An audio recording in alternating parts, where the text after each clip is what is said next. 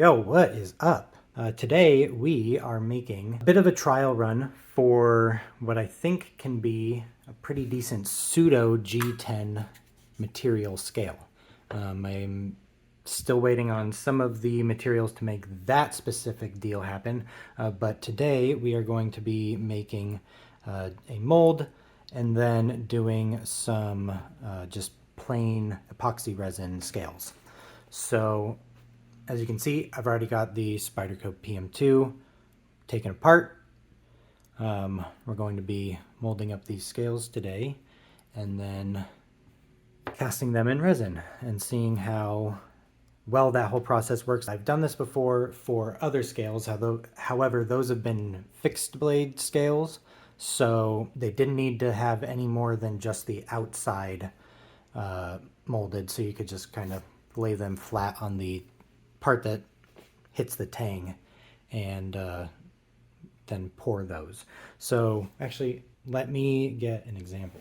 All right, so far I've only done this process for the Becker BK2 and BK16 lines of scales, but with the resin you can get some really cool, let's get that focused. You can get some really cool like patterns starting.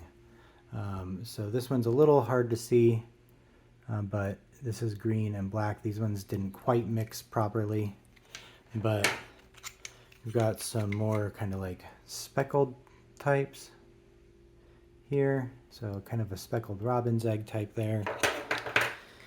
This one is like a gold pigment along with some copper pigment.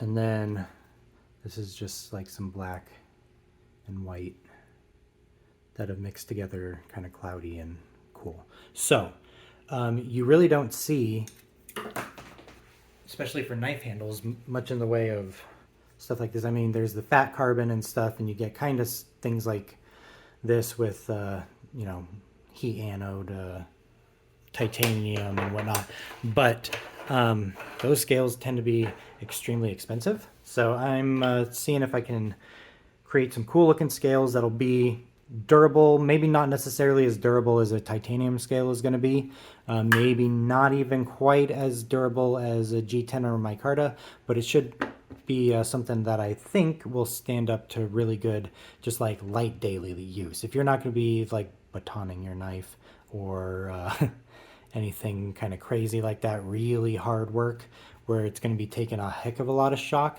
I think it'll be okay. But yeah, we'll see about that. This is just a test run because that's going to be a pourable medium that'll be working with that. And epoxy is also a pourable medium that comes out decently strong. So let's get to it. The first thing that I'm going to do, I've taken this apart, I've kind of scrubbed at least the scales down with some alcohol. So we're pretty much ready, prepped for getting the pour going. But my favorite way to affix things to the box is good old painter's tape and super glue. So just going to take a section of tape. I'm going to scoot this up and out of the way a little bit. We'll just work like this. All right, so I'll take some tape. The main features that I need for these scales to be functional is all of the internal milling. So we're going to affix this to the outside. I'm hoping that stays well. Make sure it's pressed down nicely. You want to try to get it on as flat as possible too, as that will make it a lot less likely for the mold rubber to seep down underneath it. It creates a lot more work for you if the mold rubber gets down underneath and you don't have a nice clean edge. Basically, you just kind of have to clean it up afterwards, which isn't ideal, but it doesn't take a ton of time, so it's not too big of an issue right now. It would go a lot faster if I used like a belt sander or something to sand things, but I usually just do it by hand. Now, after we've got those done, we're going to do 2 more strips down in the bottom of the mold box. And that should be prepped. I might need to do this one again because I might not have enough room with that being a little bit short, but we'll see. Next step is to cut all of this extra paper off, which we'll choose a little bit more of a utility type blade. I like something with a nice fine point for this part just because it makes it a little more difficult to scratch or gouge up that G10. G10's kind of a flaky material, I've found. It'll kind of chunk off and chip off a little bit with the knife, but go like that. All right, so that one, can trim this probably a little bit more. The rubber does not like to cure next to the adhesive on the tape. So that is one thing to keep note of. You want to try to minimize the amount of contact that the tape has with the mold rubber around these corners, but you do not want to leave too much overhanging here, as it will inhibit the curing of the mold rubber around that edge, and that's just going to add a little bit more touch up that you need to do at the end once you've finished letting your resin cure eventually. So cut this guy out. Now we might get lucky and we might get unlucky with this. Holes this pocket clip size are easily filled. So I like to use Alumilite Amazing Mold Maker. It's quick. You can have a demold time of 30 minutes, although I do usually like to wait an hour or more just to make sure everything does cure. But it has no problem getting into those small holes. Sometimes it does trap air, so you got to sort of pour slow or pour just a little bit over each hole and kind of pop it, but it only has like an 8 to 10 minute work time. So you do need to also move fairly quickly.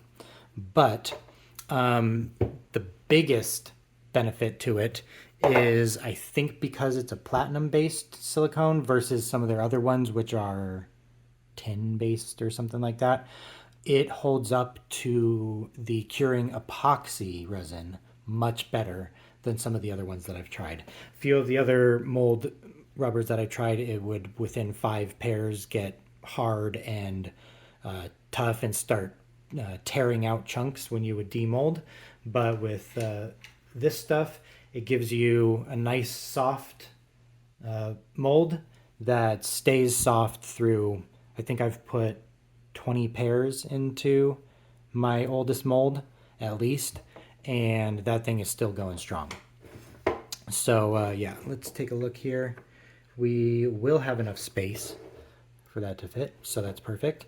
And that brings us to our next step, which is gluing this together. I'm going to take a decent amount of glue. I found that I love this brush applicator for this process, because one of the things that you want to try to make sure you do is get at least a little bit of glue to the outside of the whole perimeter. And the hard part is making sure you don't glue yourself to it. But yeah, wear gloves if you like. I usually don't because I'm relatively careful. But yeah, you want to just get some basically around the whole edge. And then we're just going to plop that down, let it sit for a moment, start giving it light pressure. You don't want to press too hard at first, because if you start giving it any lateral pressure, it's gonna slide. And when it slides, you end up with a little bit of super glue outside of where you want it, which is just between the tape.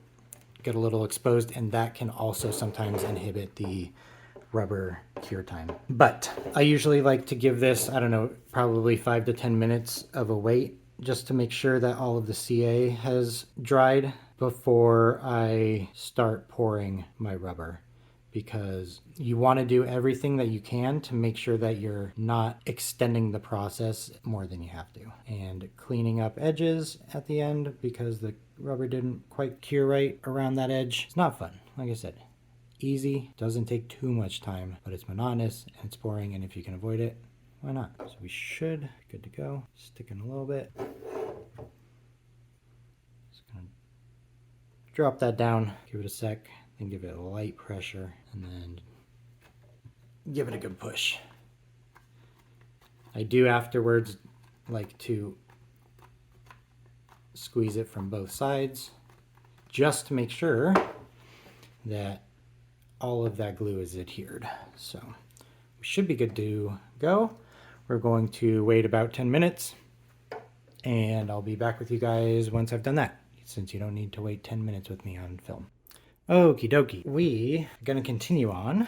This should definitely all be cured by now, and they are nicely affixed. There's a little bit of a lip that'll form just because there's a tiny bit of chamfering or rounding on the edges, now the bottom edges of those scales, but we'll see how that turns out. It's kind of why I wanted to do a little test run before I went too far with this, because I'm not sure how well this is going to work, but it looks to me like it should be working just fine. So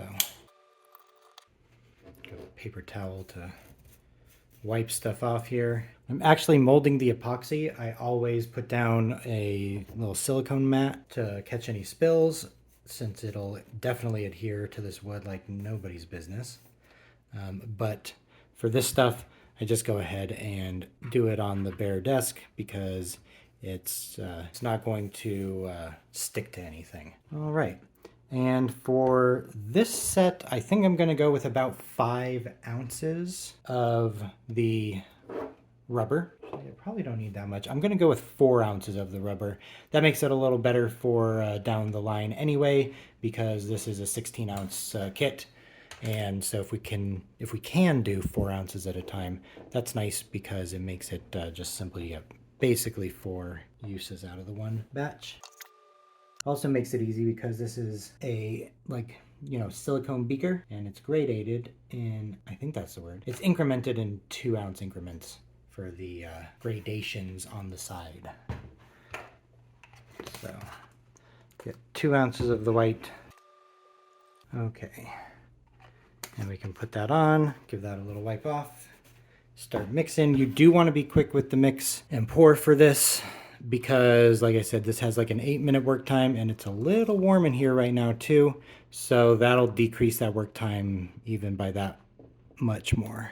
So it is really important to get this stuff really well mixed.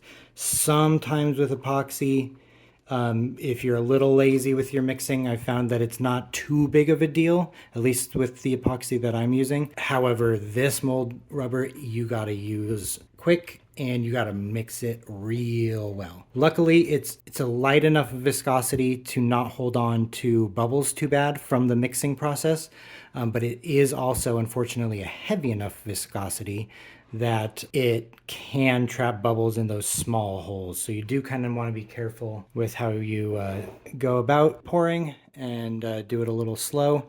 And a slow pour will also help keep some of those bubbles out, as they tend to pop fairly quickly. And if you can keep it in a thin layer, then they don't have a lot of material to go through.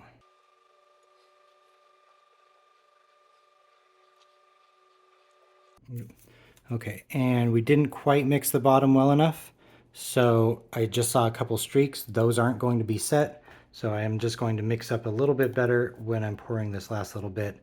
Now, luckily, that should be high enough up in the mold level that it won't cause us an issue, as if that doesn't set, it'll be near the bottom of the mold once it's finished and we flipped it over, and that shouldn't inhibit the final product. We are making decent time for this, so we'll let a little bit more drip off. I think we're fine though. Looks like we don't have anything sticking up out, so that was a good choice. We definitely didn't need to do 5.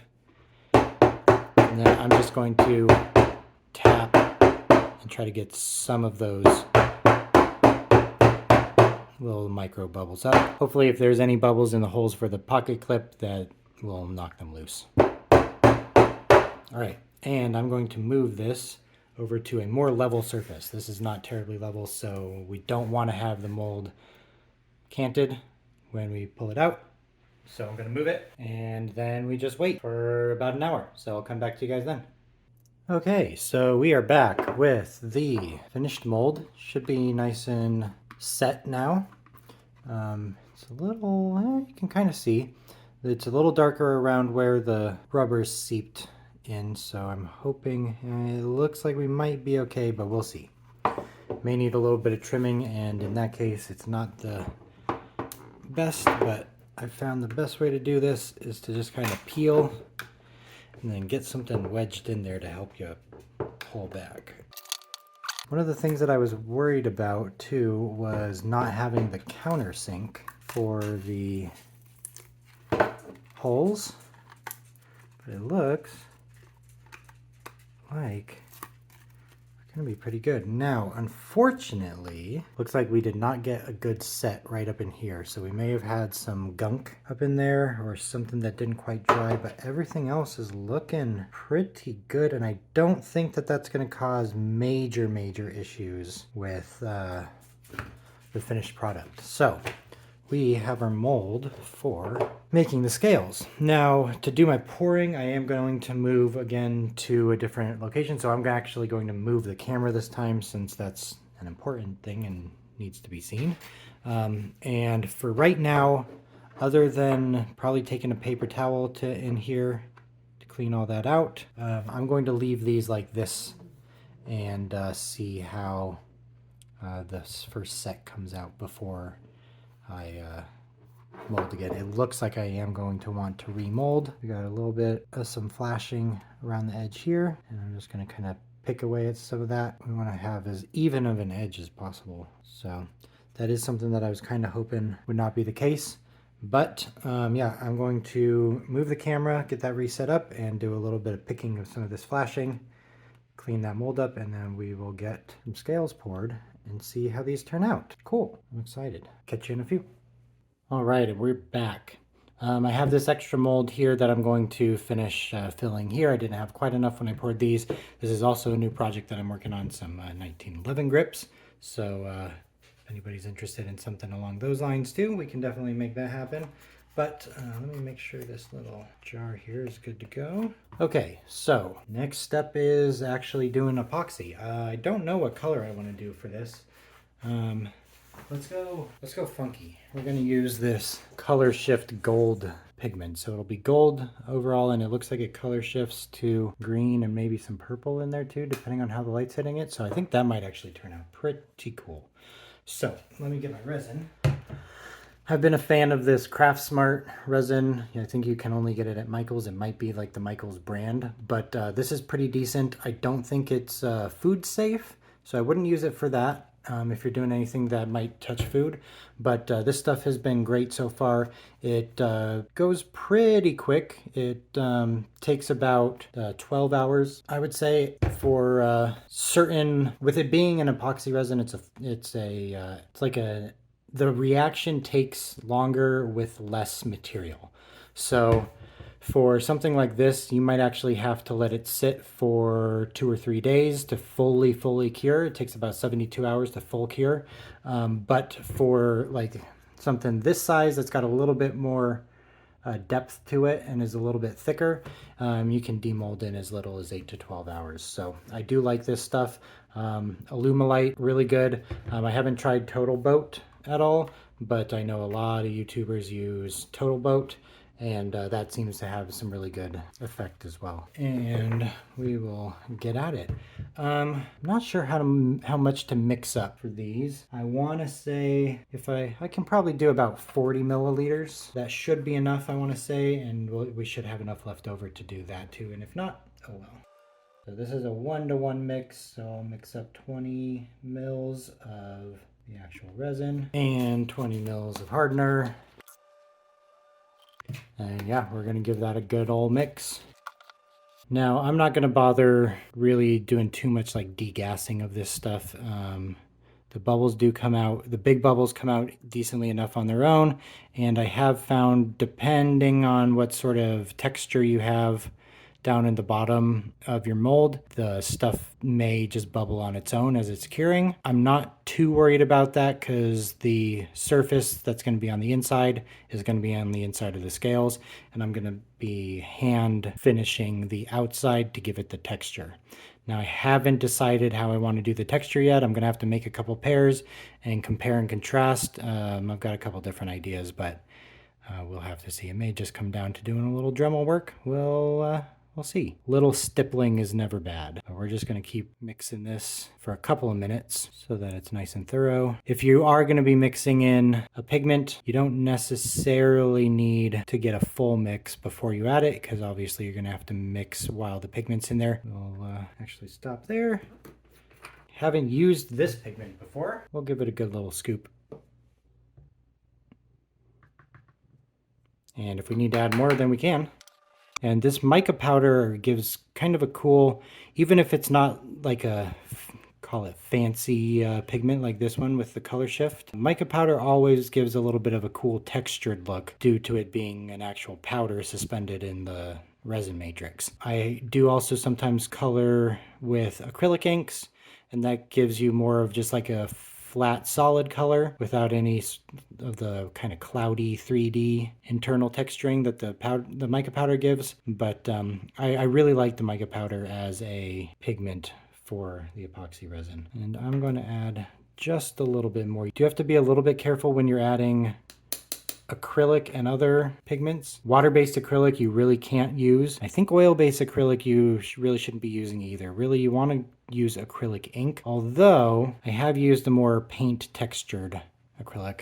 I have this stuff that works really well. This is acrylic ink, but I also have a Liquitex like paint consistency acrylic that's never given me issues with curing. But definitely I would say avoid water-based acrylic, as the water can inhibit the curing for your epoxy. And I think oil-based acrylics might as well. I don't know for sure what's the other stuff that I've been using is based on, but for these, since they're just a prototype, I'm not going to worry too much about getting all of the bubbling out. We'll see how that works out for us, but let's give it a pour. Now this epoxy resin will level itself out, but you do want to be as careful as possible to try not to overlap any of the pegs that are sticking up. Those are what's going to make your screw holes and whatnot. And yeah, let's see how this goes. For stuff like this that needs a bit more of an accurate pour, I think I'm going to start looking into some thinner viscosity resins. I think Illuminate and like Total Boat do make some thinner resin that's a little more easily poured and will flow around objects a little bit better. Now, one bonus about doing things this way and having the exterior of the scale be the surface of the resin is, or like the air exposed surface of the resin, is it should be fairly easy to dome it over and get a nice sort of rounded feel to it. Now, I don't know how well that's going to work, but in theory, that should be pretty easy. You just got to be careful, because doing the doming or letting it dome over like that can mean that you're going to go over the tops of your holes. Now, if you do that, usually it's a very thin layer and you can just kind of punch it out, hit it with some really fine sandpaper and let it go. And we'll go ahead and pour the rest of this in here. And we definitely have too much in this right now. I did want to make sure that we got all the way to the edge. For these things with the exterior being the bottom of the mold, I do like to try to keep it as flat and even as possible. And just for this one, since we have a lot on there, I'm going to give it a little bit of a scrape into the other side with my stir stick. And this is one of the reasons why I really like having this silicone mat. You can just set that down, let it dry, pick the stuff off, and you're good to go. I do want to hit this with a little teeny torch just to pop those bubbles that are coming up. And that's about all there is to it. We're just gonna have to let these sit and cure up. Now, I'll probably come back to you guys in a couple days. These ones are pretty thin, so I'm probably gonna need to leave them for 2 or 3 days, but I will definitely get back to you when those are looking good and show you the end result. And we'll get those put onto the knife. So, catch you soon. All right, and we're back. It's the next day. These are hard. They're probably not fully 100% set, though. There were a couple issues that I ran into. I had mentioned yesterday when I was filming this part that we had a little bit of an issue with one of the mold sides. I think I mentioned that. If you can see there, It's not quite a sharp line. It didn't quite set in that little area, so we had a little bit of the rubber left over in the scales when we pulled it out. Unfortunately, I got a little excited and did not film demolding these, but I'm curious to see if we're going to have to do a little bit of sanding or something up in here to be able to get the liners to sit inside this properly. But we are about to find out. We're a little rough around the edges. I haven't cleaned these up really at all, and I haven't done anything with the finish here because honestly, it's fairly grippy without even adding an extra texture to it. Even just this smooth, glossy finish is nice and grippy. So yeah, let's get started with trying to put this guy back together and see how this goes. Because yeah, I'm not quite sure how well things are gonna fit. So we're just gonna have to kind of play with it and see. Because I do know that the epoxy resin can shrink a little bit while it's curing. So with the tolerances that we need for everything to fit properly, we may run into some issues with this. But we will find out. Looks like this press fits in fairly well. Yeah, I mean, that worked. I'm gonna have a little bit of a see-through aspect to that. Kind of cool though, I'm not mad. This is the side that I'm a little worried about not quite fitting properly. And it's gonna be up in here that's the case. And yeah, it looks like I'm gonna have to do a little bit of work to get that to fit in. Seats just fine on this end over here, but up here, as you can see, that's not quite seating in. So what we're gonna do is carefully pop that back out and probably take the Dremel to it just a little bit, I would imagine, or we may be able to, if it's not quite fully set already, we may be able to kind of carve that out a little bit. And yeah, as you can see, these are not quite fully set already. They're a little malleable still. So that's why I wanted to get this started now rather than when they were fully hard, since that will make this portion a little bit easier. That might actually be worth just giving a little bit of a smack to try and seat. Get this side, no problem. All right, I'm gonna catch back up with you guys here in a few minutes. I'm gonna do this off camera. It's a little difficult to be accurate with the tools that I'll be using while I'm trying to keep everything in focus and in front of the camera. So I'll be right back with you guys. All right, and we're back. Just a couple minutes with a little end mill type bit with the Dremel, and we have that flush enough for this test run. So we're just about ready. Let's see how this goes. Put this side in here. Need to get my bits. Start with T8. Let's get our stop pin in first.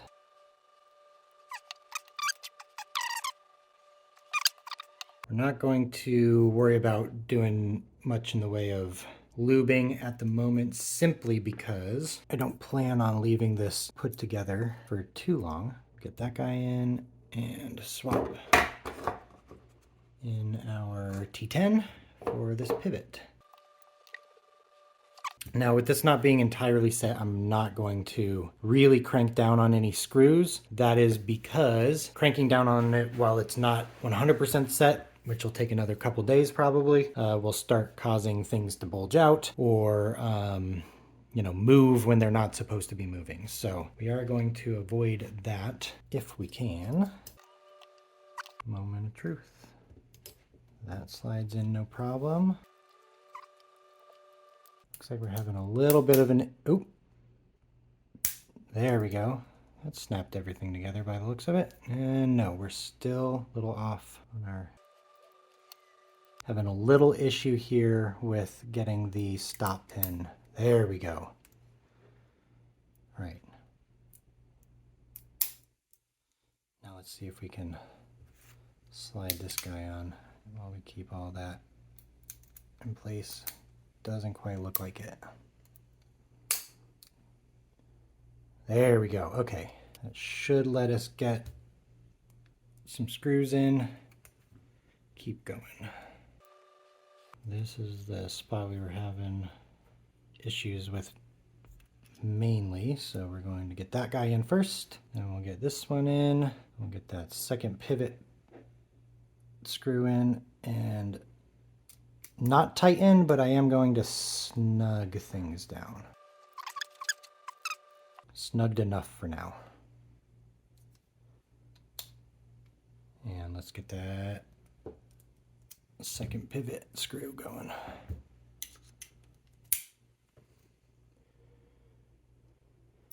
Now,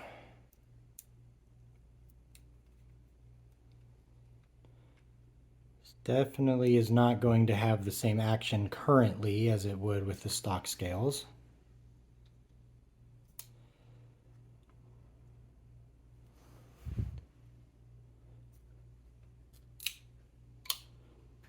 We're going to have a, yeah, we got a little bit of wear, or not wear, but wobble.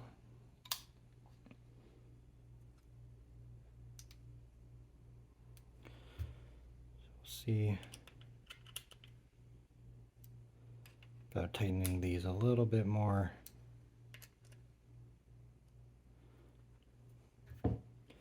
Yeah, so we're gonna have to, yeah, that's not playing nice at the moment. I have a feeling that may be due to some warping. So for right now, we're going to put a pin in this. These do fit. I do need to make another mold so that we have a good, so that I don't have to do the little bit of dremeling on the inside, but that is working at the moment. It's just that these scales are a little mushy in that they're not quite set, so they are slightly squishy is not the word, but they're malleable. So that's all I was looking for, though. This is a perfect proof of concept. When I do finish these up, I am going to be knocking down these edges. These are sharp currently, but yeah, I mean, that is working.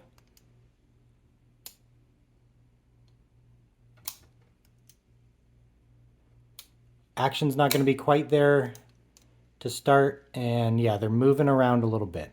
So yeah, we're going to put a pin in this, let it sit, and I'll come back to you guys again in a couple days. I'm going to take this back apart, let these things set up, and yeah, in a couple days we'll revisit this and see how these things are doing. But I'm excited because this is a good first step, I feel like. So, in fact, I'm not going to come back to you guys. I'll come back to you guys in a different video, in a follow-up video for this, and we'll come back with some more finished ones. But this prototype so far, I would say good to go.